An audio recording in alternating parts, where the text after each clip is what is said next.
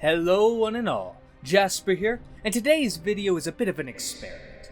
I was just skimming through YouTube recommended when a video by Nerbert cropped up titled, "Can you beat Skyrim as Obi-Wan Kenobi?" Which is a pretty dumbass question because of course you can, but this naturally got me thinking, which doesn't happen often to me because it hurts whenever I think. But what about other fictional characters from other franchises? What about some Game of Thrones characters? What about Robert? Rather than seeing if he could beat the game, maybe we ask, what would Robert do in Skyrim? Picture this. Robert is laying in his bed, dying from the wounds he suffered from the boar hunt. He asks for milk of the puppy to dull the pain, and his eyes close, only to open and be greeted by a new face.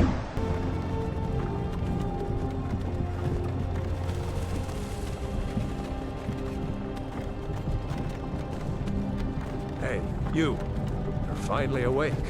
Looking around, I quickly noticed the random lowborn sitting across from me, and to my right was someone who had a very, very striking resemblance to Eddard Stark, but apparently this guy was named Ulfric and was in charge of some sort of rebellion. Most of you already know how this goes. We ride on for a bit, and when we enter the gates of Helgen, I stare at the High Elves for an uncomfortable amount of time. After all, with yellow skin and knife ears, they would probably be very eye-catching, as Robert has never seen anything like this. He would probably make the comment that they look like Targaryens drenched in piss. Once I hop off the cart and they ask who I am finally given the character creation, and I do my best to make Robert, which pretty much meant giving him the biggest muscles, long black hair with a beard to match, and the squarest jaw you could ever see. Also, when I remembered that nobody in Skyrim is fat, I then decided this would be a young Robert playthrough. That's right. When he died, he was aged down about a decade and a half, so it's full-on prime Bobby B. Eventually, I am being called up for execution, and I wait patiently as our ironic savior comes to our aid.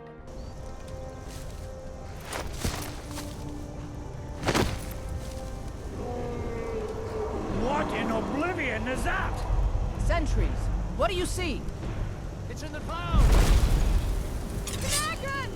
I always found it hilarious how Alduin is the one to save his own destruction, but it's even more enjoyable that Robert Baratheon is being saved by a dragon, the sigil of House Targaryen, who he despises more than anything else.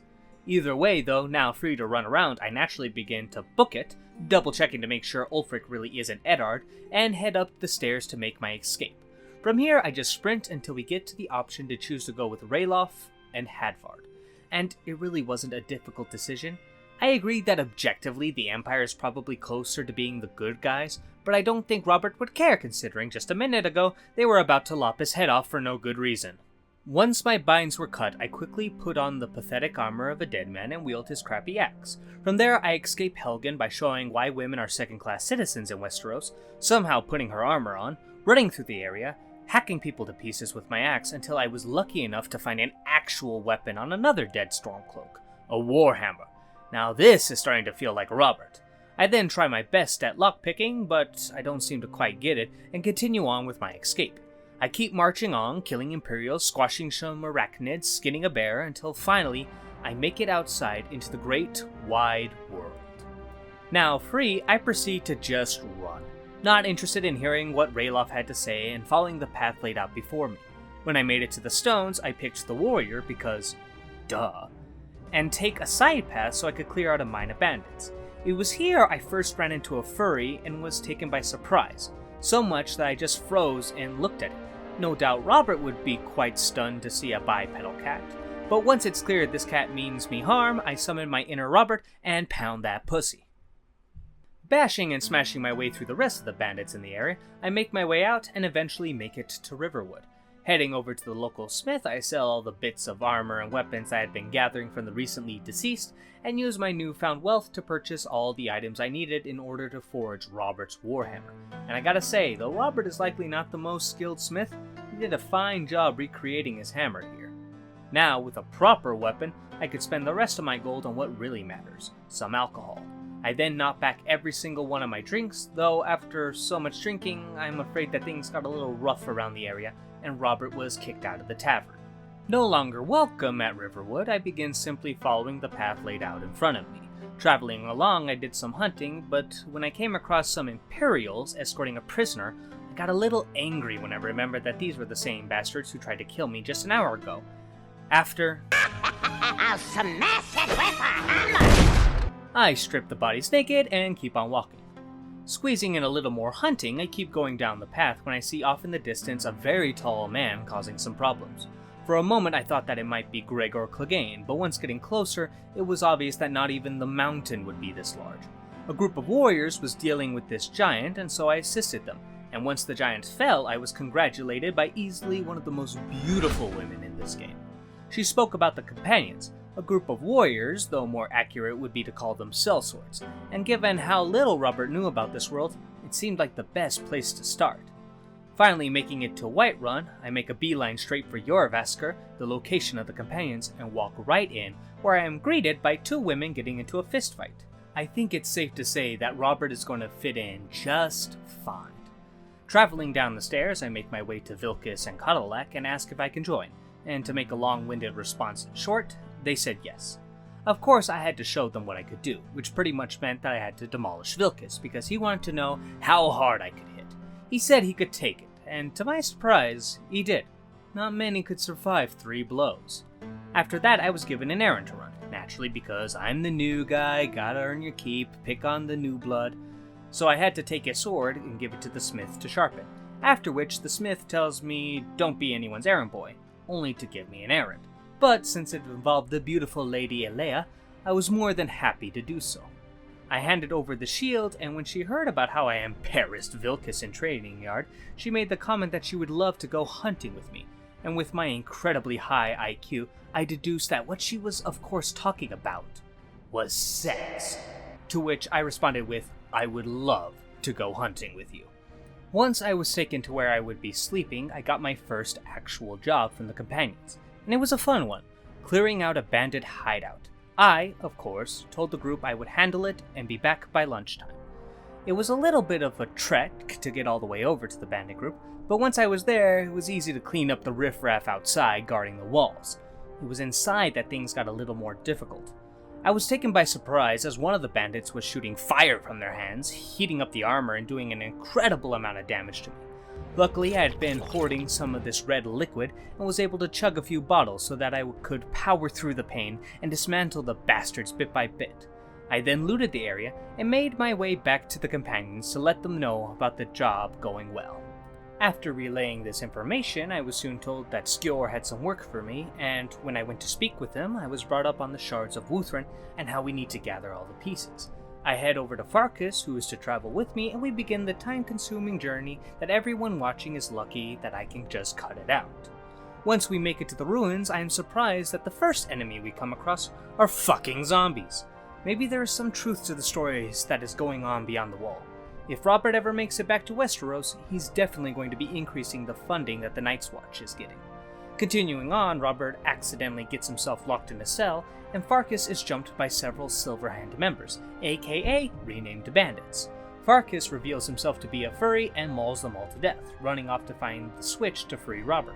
Once free, I have a little chat about what the fuck just happened, and then continue on our merry way as if nothing of note happened. I continue to have Robert smash any and everything that was moving, and some things that were not moving, just to be on the safe side. And when I finally make it to the end of the grave, I am greeted by some glowing words and distant chanting. I update my vocabulary with no idea what that is, and likely not touching it at all, and take the shards of Wuthred, which awakens nearly 30 Draugr. But luckily they are nice enough to only come out in waves of 5, making this an incredibly easy fight. When I smash the last one, I take a shortcut out and head back to my new home. Once there, I am greeted by the Circle, and when Farkas speaks on my behalf, it seems I am now officially a member of the Circle. I talk to Cadillac about that werewolf bullshit, and he goes into a little more detail, but not nearly enough. When he makes a comment of how I should go talk to the smith in order to replace my weapon with something far superior, I was very, very close to ending the old man's life right then and there. But instead, I head up to the smith who explained he could make me a Skyforged steel weapon. Robert, of course, had no idea what that was, but when it was described as stronger than steel but also lighter and sharper, he concluded it was just what these people called Valyrian steel, which is useless as a warhammer. So instead, Robert naturally asks for a different kind of gift to celebrate his joining of the circle. Of course you can. That gift was some proper armor, reminiscent of what Robert wore during his rebellion. Thick steel plate with an antlered helm. Wearing this would mean there would be very few things able to harm Robert now. Apparently, due to my new promotion, there were some major benefits that Skjor wanted to share with me, and so, meeting him under the forge, I make my way inside. Once inside, I am greeted by Ayla, without her makeup on, and it was here that the two of them offered me the chance to be a werewolf. Though luckily, they did not force me to take it, and so, not wanting to be a creature of the night, I refused them and made my way back to Jorrvaskr, where I could drink and celebrate my new promotion. I must have drunk too much because when I came to, I suddenly woke up miles away from Whiterun, naked, in the snow, with Ayla. For a moment, I was disappointed to be so drunk that I couldn't remember going hunting with Ayla, but she assured me that wasn't the case. Sadly, she brought me up to date that in my drunken state, news of another fragment of Wuthrad was discovered, and she volunteered us to travel along with Skjor, thinking I would surely be ready by the time we arrived. It took longer than she planned, so Skjor went on before us. But now that I am awake, we could finally go in after him. For self-described wolf hunters, the Silver Hand was quite disappointing. Anyone who was dumb enough to fight me usually died in a single hit. 2 if they were unlucky enough to not get a quick death. However, this lulled me into a false sense of security, as when I made it to the end of the ruins and engaged in battle with Krev the Skinner, who was actually wearing decent armor and wielding a weapon able to pierce my armor. But still, she fell like all the rest. But when it soon came to my attention that Skjor had been killed, it was clear what needed to be done. Ayla may have told me what to do, but I didn't need her to know what was to come next. I began hunting down every single one of those bastards, breaking their skulls against my hammer to make sure the life of Skjor was paid with their blood. I was almost disappointed about how easy dealing with them all was, and wondered how in 7 hells were they able to kill Skjor. But then I remembered I was playing as Robert, and it was never a fair comparison. In my massacre of the Silver Hand, I came across another fragment of Wuthrad, and returned to Jorrvaskr to add it to the rest of the collection. However, once I returned, I was summoned by Cadillac, who scolded me, saying that I have taken far more lives than honor demanded, to which I replied very calmly and politely, Do you think it's honor that's keeping the peace? It's fear! Fear and blood! After the quick exchange, he tells me about how the companions got their ability to turn into wolves, cursed by some witches, and how now is the time to seek them out, so as to lift the curse on those who do not wish to be monsters anymore. And naturally, I accepted. I charged into the cave with my weapon drawn, and fought with the fury of 10 men to kill 5 old ladies. Okay, I know that does not sound impressive, but they had claws, and feathers. Oh, and they shot fireballs from their hands, which evened the odds a bit in their favor. One of them must have been far more powerful than I realized, as when I removed her head from the body, it suddenly stood straight up, with its stretched out arms to either side. I don't know why, but I was afraid, terrified, as if she was trying to dominate my mind, despite no longer having one of her own. Luckily, a quick tap fixed that issue. Expecting to return to the cries of cheers of my success, I am instead greeted by everyone mourning the death of Cadillac, who was either stripped once he was killed by the Silver Hand who attacked, or he was attacked while taking a bath and jumped into battle with only a loincloth and warhammer. I will let you decide which one you prefer. For me, it's the bath one. Either way, with this violence going back and forth, taking more and more lives, there was only one way we could end this. With a cubic fuck-ton of more violence. Traveling with Vilkis, we head to the main fort where the Silver Hand are stationed, and kill every single last one of them. After all, if you kill everyone, then there won't be anyone around to seek revenge against you.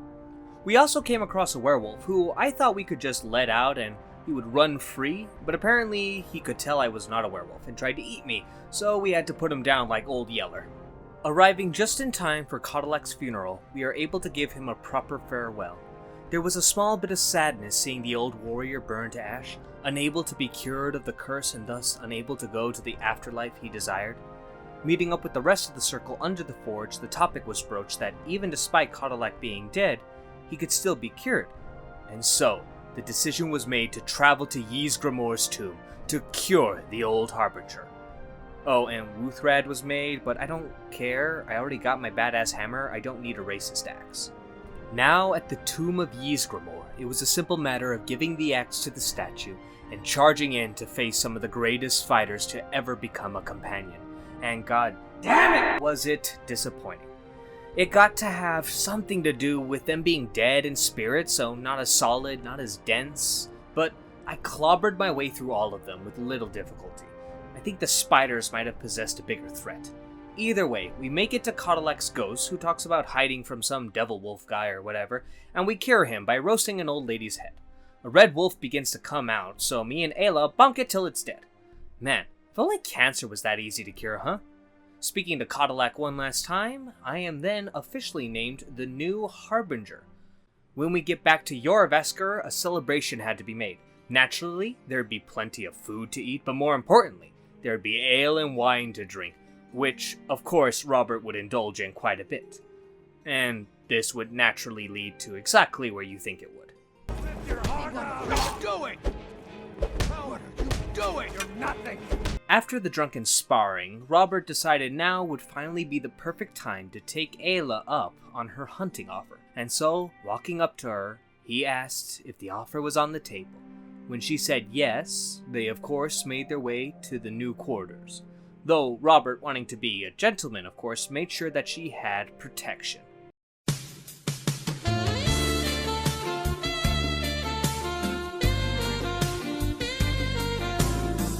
But with all of that taken care of, now there seems so little to do. Clearing out bandits, killing wild beasts, stopping a pub brawl, or killing a tree bitch proved to not be very fulfilling. It couldn't give him the same rush of a proper fight, or a proper war, until he remembered there was one going on right now. Arriving at Windhelm, I run inside and make my way straight to Ulfric himself. Reminds me of when I wanted to join the army and walked right up to Biden and asked if I could. Well, of course, for some reason, they needed to test me to see if I'm worth taking on as a soldier, because being a harbinger of the companions is small potatoes to these guys. They sent me off to kill an ice wraith. Naturally, killing an enemy made of ice isn't difficult at all.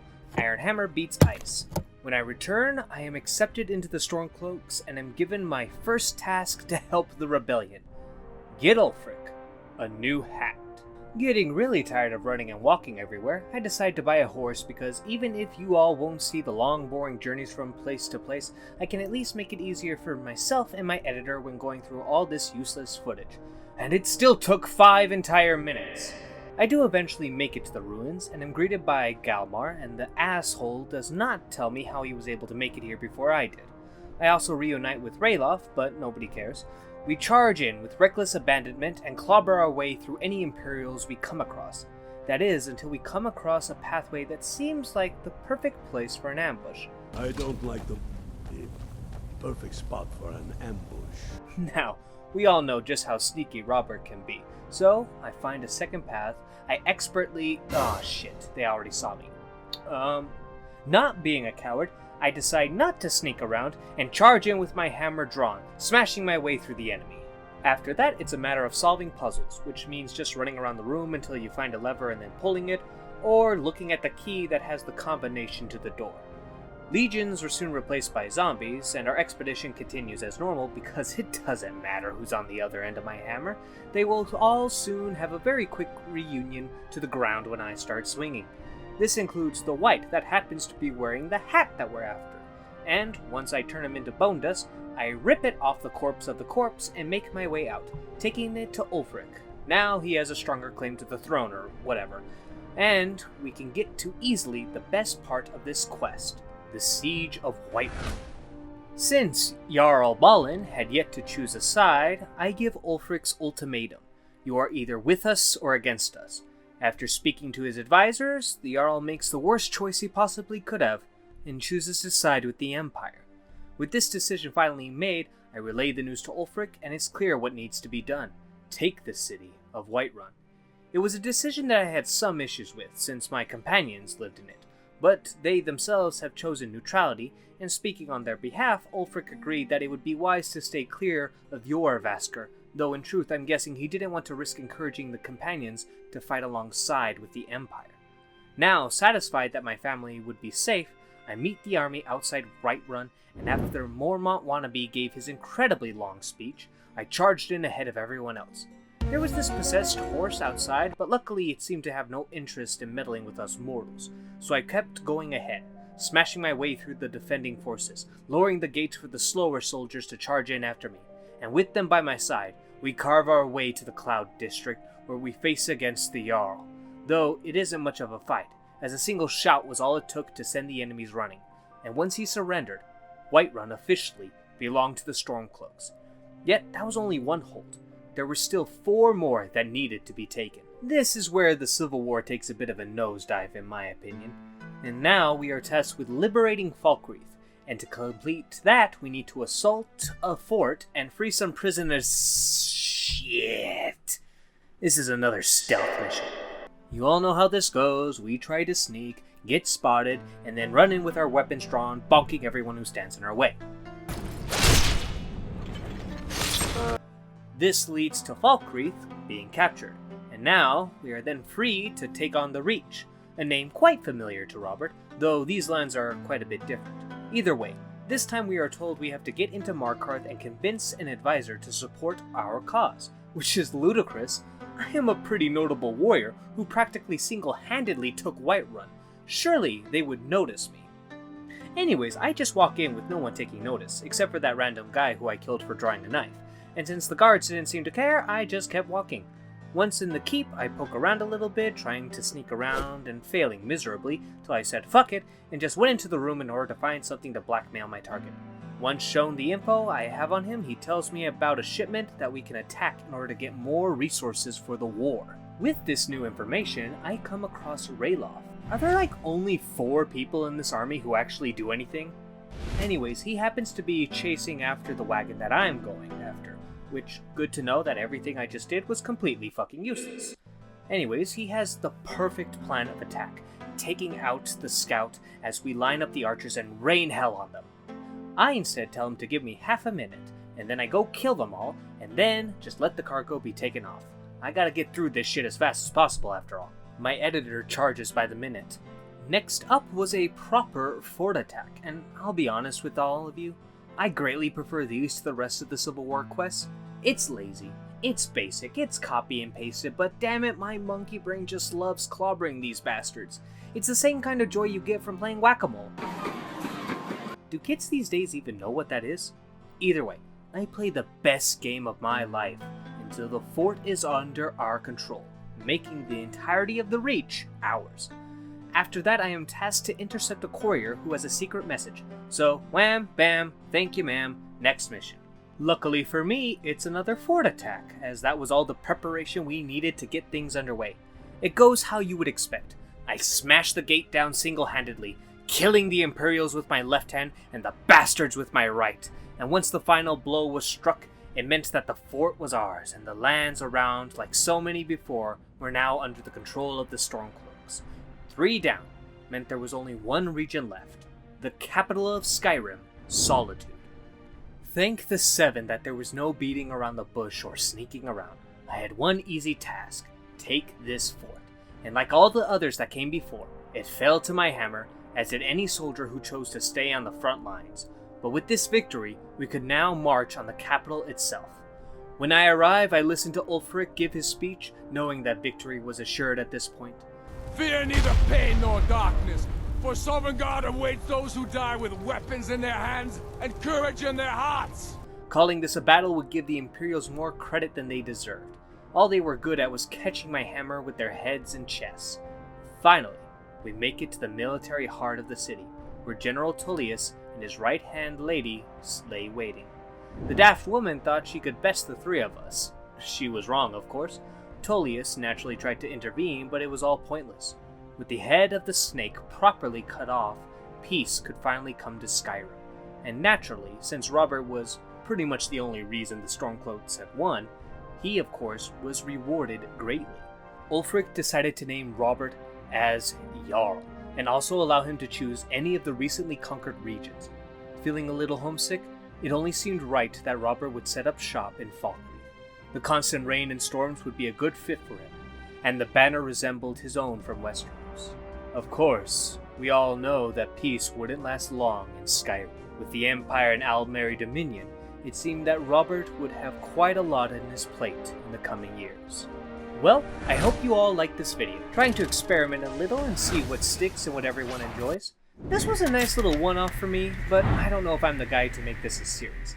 I feel like if I began doing other characters through similar stories, I would paint the walls with my brain. Anyway, I hope you all got some enjoyment out of this. Be safe, and I will see you all again very soon.